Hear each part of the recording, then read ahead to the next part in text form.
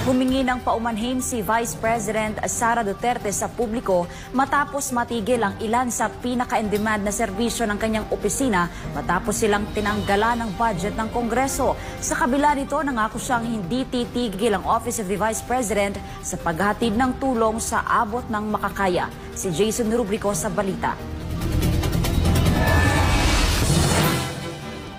May halong panghihinayang ang naging pahayag ni Vice President Sara Duterte nang humarap siya sa media para linawin ang dahilan kung bakit natigil ang ilan sa mga pangunahing serbisyo ng Office of the Vice President, kabilang na ang medical at burial assistance. Humihingi kami ng pasensya dahil nawala talaga yung, alam nyo, ang pinaka-in-demand talaga na project ng Office of the Vice President ay yung burial and medical assistance. And tinanggal talaga nila. Tinanggal ng House of Representatives yung line item na yon, kaya hindi talaga namin siya malagyan ng budget. So humihingi kami ng pasensya doon.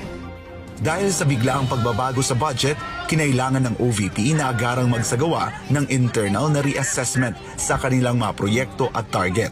Bawat pisong natitira sa kaban ng kanilang tanggapan ay kailangang pagplanuhan ng mabuti. So nag-re-strategize kami sa Office of the Vice President. Sinabi ko sa kanila, since maliit na lang yung budget natin, paliitin natin yung project, tapos habulin natin, bilisan natin na maabot natin yung targets natin para next year, makagawa tayo ng iba pang project.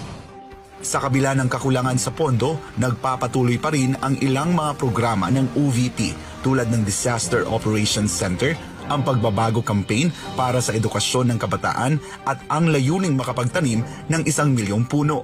Hindi rin nakaligtas sa epekto ng budget cut ang kanilang mga satellite office. Kung makikita nyo, meron kaming mga paglipat ng offices dahil lumiit din yung budget namin para sa Arkila sa NENT.